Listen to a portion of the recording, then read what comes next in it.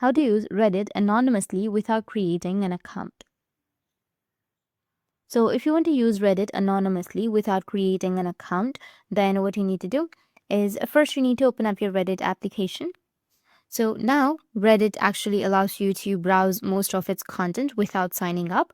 Just open the Reddit app or go to reddit.com in your browser, and you'll be able to search for subreddits, read posts, and explore threads without needing to log in.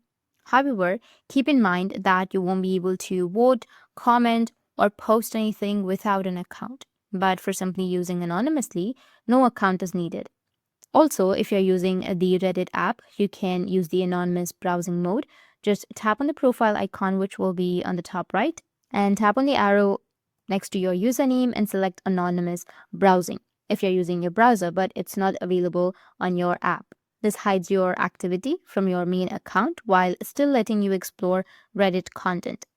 And that's it. And if you have any questions, feel free to comment below. Thanks for watching.